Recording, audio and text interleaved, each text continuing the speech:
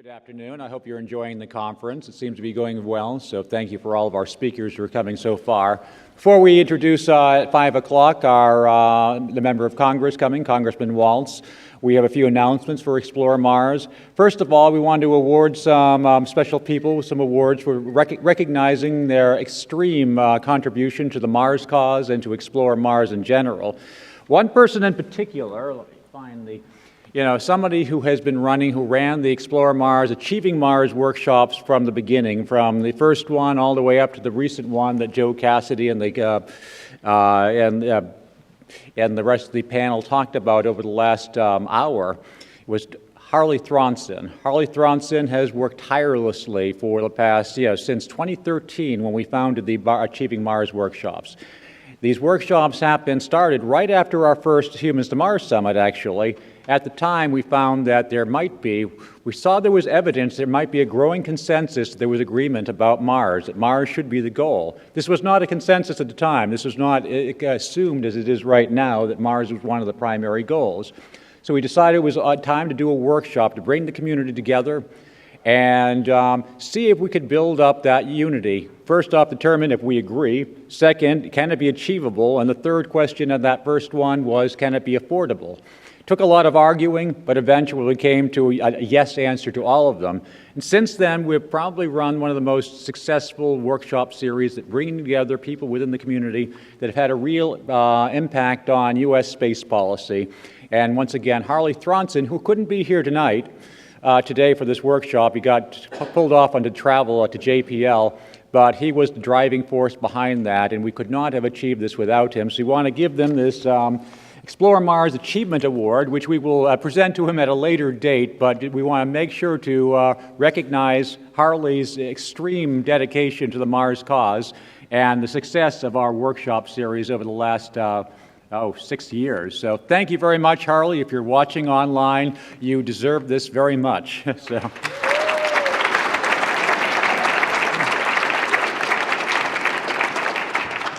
Somebody else I want to recognize before we hand out the next award, one of our staff members, actually the only other full-paid staff member other than myself for Explore Mars, Wade Holler. Wade Holler, I assume he's in the audience. Wade has basically worked 24 hours a day for the last 6 months, it seems, to make sure this conference has run smoothly. And as you've seen, he's been pacing back and forth, running around back and forth, escorting people. So sometimes we don't acknowledge the contribution that Wade has given to our organization, and we should. And we are tonight, so Wade, we don't have an award, but we're going to give you a $150 gift card to whichever restaurant you want in Massachusetts. You can tell me which. I was going to give it to you for Beverly Depot, but I figured you know restaurants in the area, so I'll give you the one that you want. So thank you very much, Wade.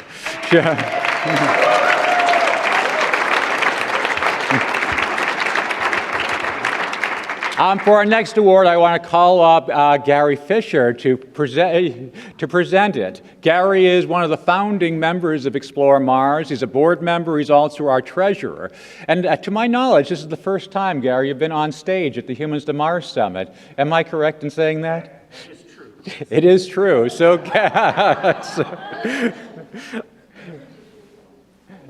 thank you, Gary. And I'll take Harley's away. So. I am a reluctant public speaker.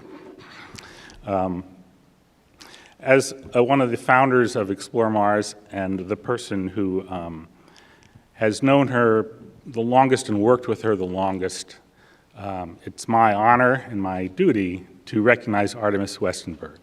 Come up here, Artemis. Come on up.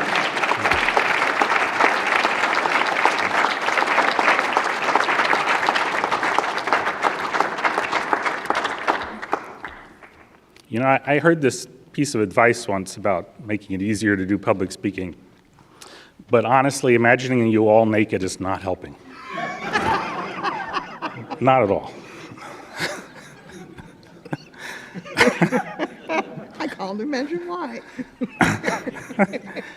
So we're here to recognize Artemis for all that she's done, not just for Explore Mars, but for the effort of Mars in general. So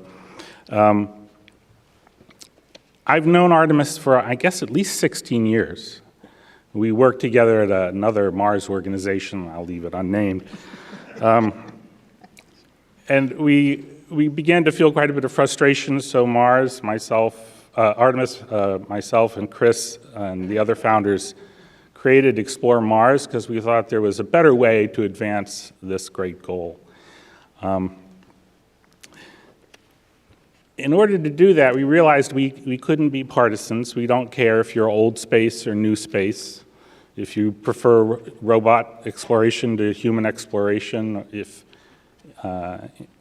you are a Democrat or a Republican or a socialist. That doesn't really matter. We're agnostic about whether the ISS or Mars advances the goal. And so we found it possible to bring lots of different people together to address these hard questions of how to do Mars. And we've been amazingly successful, more successful than I ever imagined we would be, and to a large extent, the credit for that goes to Artemis.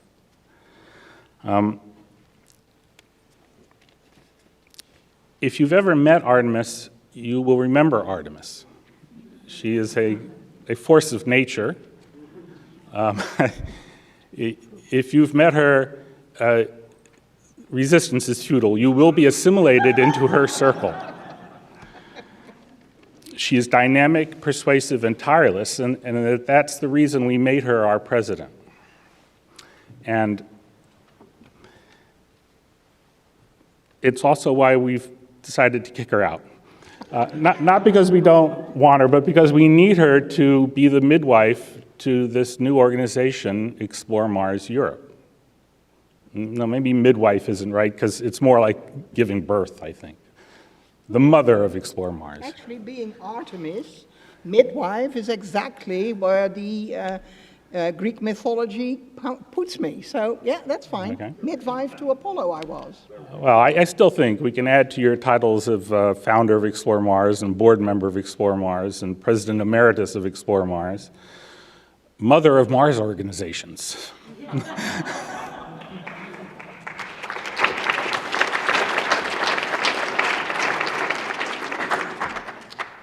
So the NASA administrator this morning talked about the need for international cooperation for Project Artemis. And so we have our own Project Artemis. And she shortly will be talking about what she plans to do in Europe to create this separate, independent organization, Explore Mars Europe, that will still be a cooperative organization with Explore Mars, Inc. So we have created this award, the Excellence in Advancing Humanity to Mars Award, and we give it to Artemis in recognition of all that she has done, but hardly in adequate compensation for all that she's done. Well, Thank you. cool. Thank you.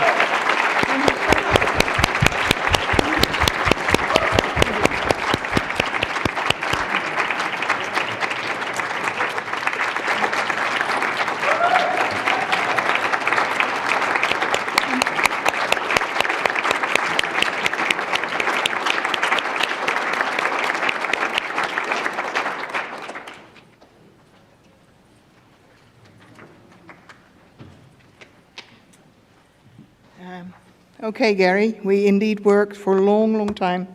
Crazy projects, because, you know, if you're trying to get humans to Mars, you need to be a bit crazy to start with.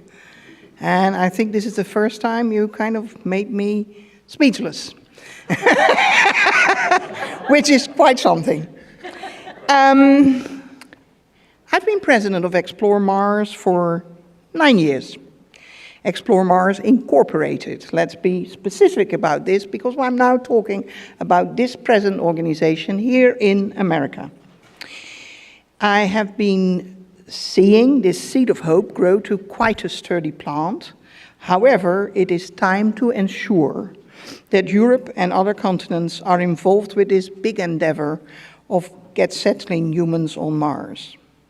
Because for me, getting humans on Mars is not just, it's definitely not food stamps and flags, and it's also not just, putting a camp there and doing research. For me, it is settling the human race on a second home, if it's possible. We don't know that yet, of course, but let's assume it is. That's what it's for, to start a new branch of civilization, which I fervently hope will be more civilized than sometimes we are here on Earth. Not because we will be better humans, but because we simply will need each other harder, which will probably make us to be a bit more friendly to each other, regardless of who we are and what our job title exactly is on Mars. Now, I'm always saying, if we're talking about human spaceflight and all our efforts, that whatever we do in getting humans to Mars, it cannot be, and I know my colleagues know that I have said that so often, it cannot be an all-American party like the Apollo missions were. It simply cannot. We have moved, we have grown as humanity, as civilization here on Earth. Beyond that, I am absolutely certain of that, which means that we must rope in the other countries. And for me, being a European, actually living in Europe, living in the Netherlands, what would be more natural than starting with my own back garden, which is Europe. I will try to build this organization aimed at the politicians in Europe, at the European Space Agency, at the European Ministerial Conference, which decides the direction and funding of European Space Agency projects. It will be aimed at the European Union, at the European Committee, at the European Parliament, at the Council of Europe, at the Assembly of the Council of Europe. It's complicated, Europe? Only a bit.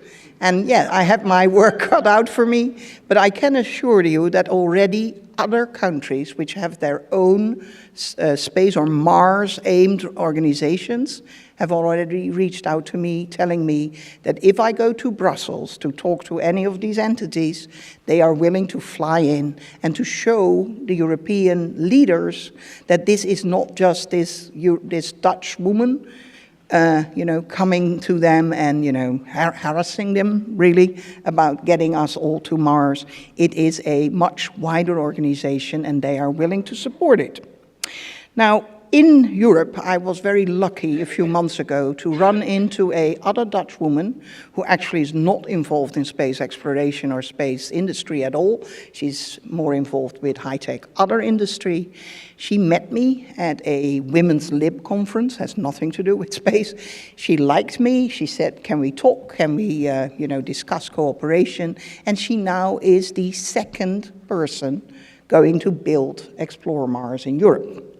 Now, today, I also was happy to find another woman here in the audience willing to be the president of Explore Mars in Europe, because in Europe, I will not be the president. I will be CEO, the worker bee, and the other lady will be the CEO. Henriette van Norel is her name, by the way, and she will be the other worker bee. But Maria Antonietta Perino, she will be my president, and I'm very happy with her, willingness to support me, because I know that she will be a great asset to the organization. Now, of course, I'm being this European that meddles in your American affairs. Let's face it, I went to Congress regularly, and then I would talk about how our country should really be great, thinking, wait, it's not really my country, never mind.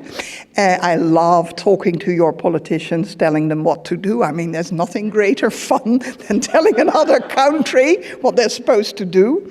Gary is right that I do talk to my own government that way. I tell them, yes, hell, you will do this or you'll do that. And they're smart enough to do what I ask. Wonder why? Anyway, so now this European has had the incredible cheek to turn the American Explore Mars Incorporated over to an American. Novel thought, right? And what an American. Janet Ivey, please Janet Ivey, come up here. Creator and CEO of the award-winning Janet's Planet, the voice of STEM projects all over America. Janet has been part of the Humans to Mars Summit for a number of years, and I do believe you all know her. And in my not so humble opinion, after all, I'm a Mars goddess, moon goddess, whatever. I believe that Janet has what it takes to make Explore Mars Incorporated thrive even more. Janet? Artie?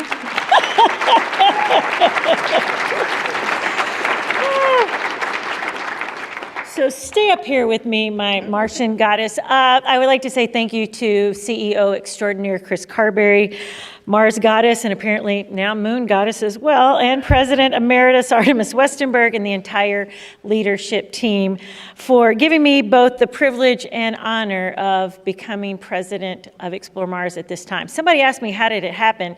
One of my jokes was, I think I was on a teleconference. I paused the button, went to get coffee, and I came back, and somehow they said, hey, how would you like to? The truth is, Artemis gave me a call. And I remember meeting Artemis at that very first H2M. I thought, as Gary well put it, a force to be reckoned with. And I was like, I must know this woman.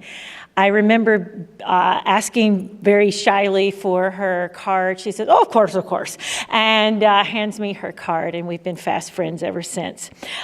Being president of Explore Mars brings with it a great responsibility, as well as a grand opportunity to demonstrate all that I would like to do to expand the organization.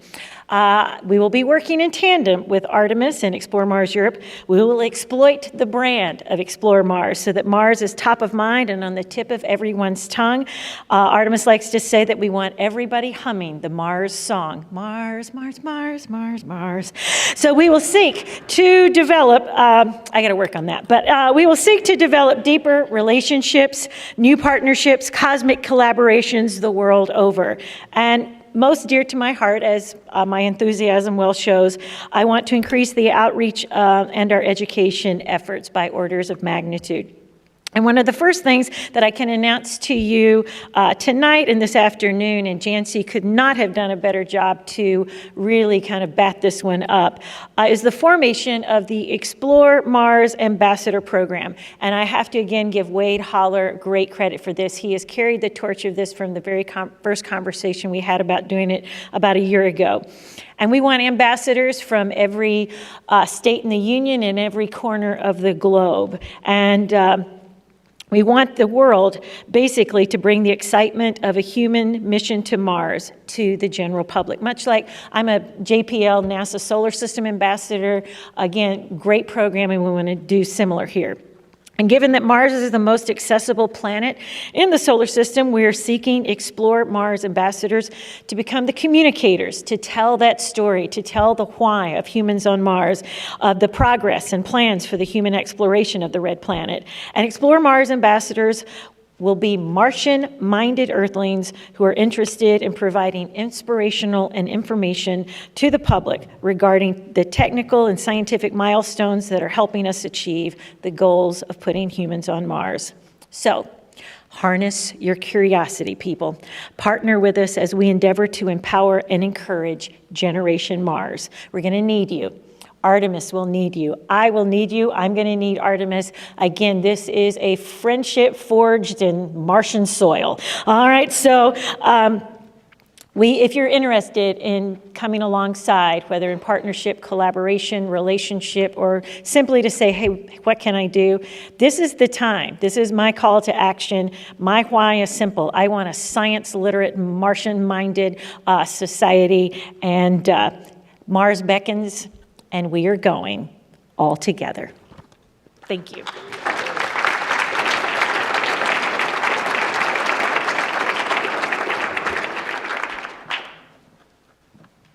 I think, Joe, you're going to introduce our next speaker?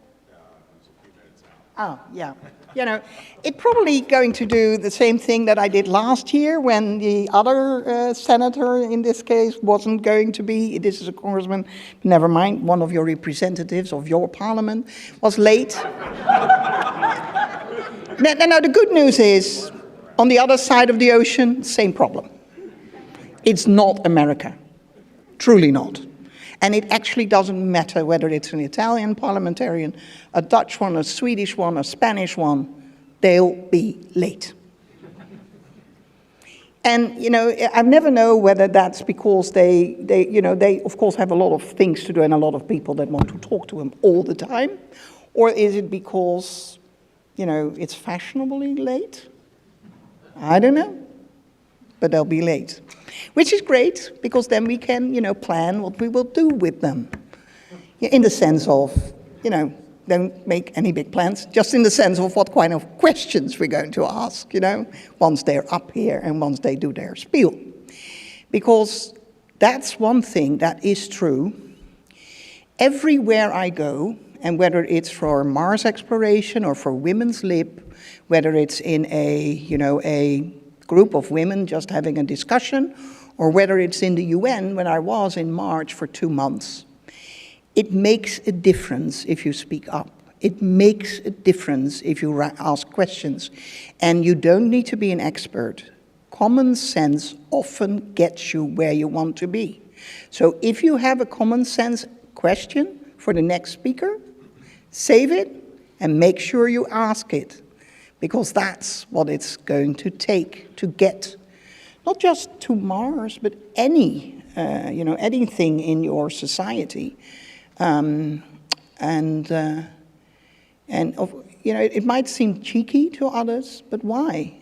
All of us are citizens in a democracy, even if America is a republican. Is a republican not really a democracy? It's always hard for me to figure that one out, but okay.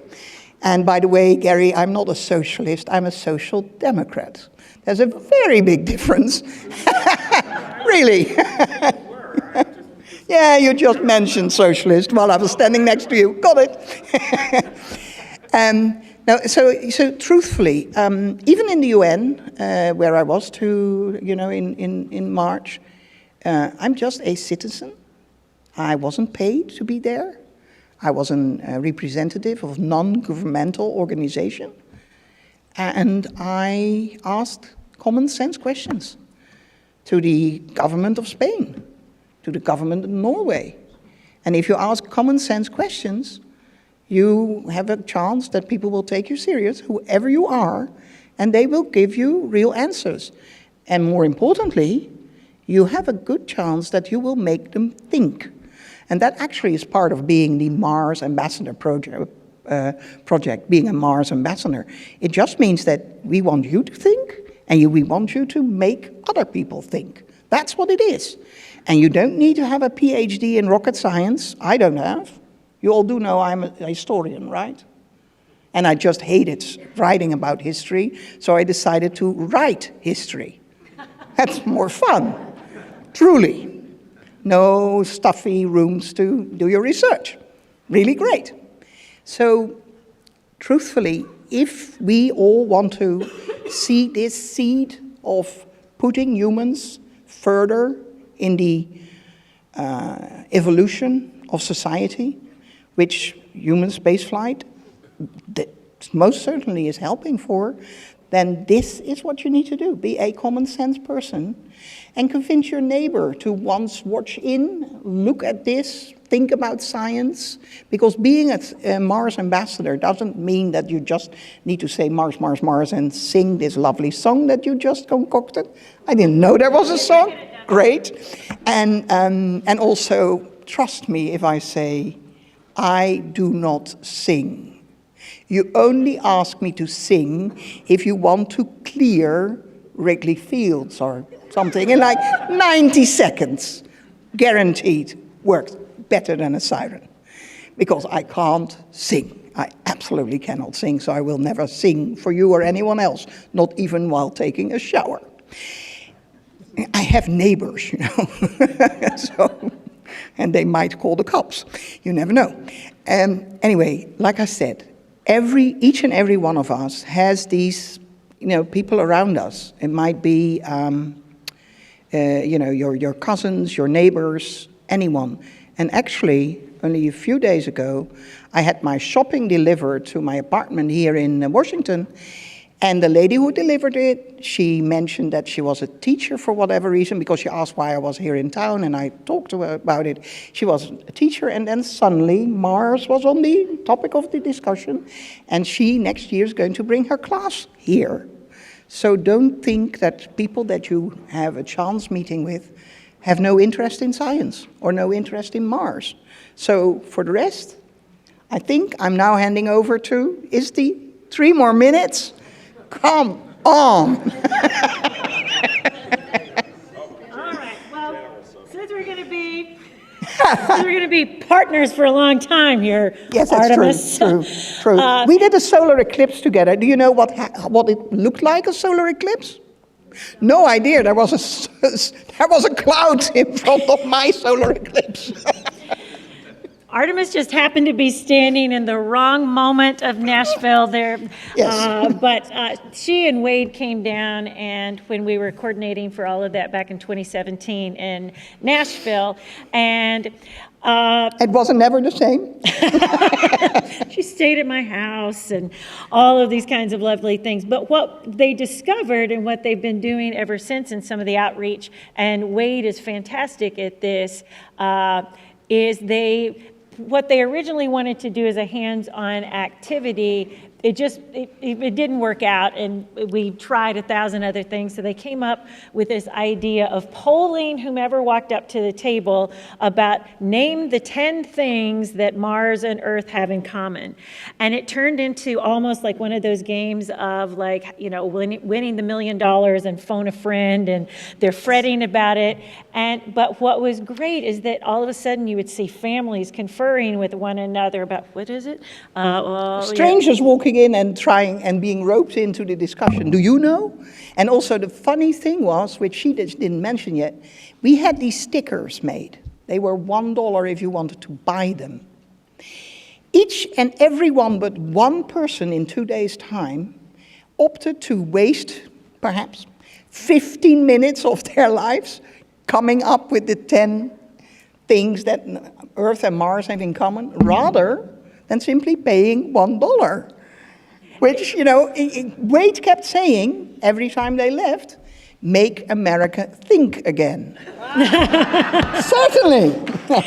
And that is why we tend to call Wade Holler our Martian kind of heart and soul. So if you see him running around this week, please tell him thank you. So much of what you're holding in your hands, from the program to the slides and so many logistical things, really are all because of his great, great hard work. But we want you guys to be partners. We want you to talk to us. I think I've already kind of garnered some of you to come alongside, but this is going to be a time where if we're going to make all this happen, the time is now. And I just happened to talk with somebody at that last break. Artemis had leaned over, she goes, why are we taking a break again? I was like, we Americans love our snacks. And but I met this guy, and he said back in 2016, it was his first H2M, and he heard us on an education panel say, instead of just talk about it, do something. And he was telling me about a program that he has for taking hands-on science into refugee camps for kids in Jordan from Syria. So again, we hope to be this inspiring moment for you. We're turning it over to Joe. More soon, partner with us.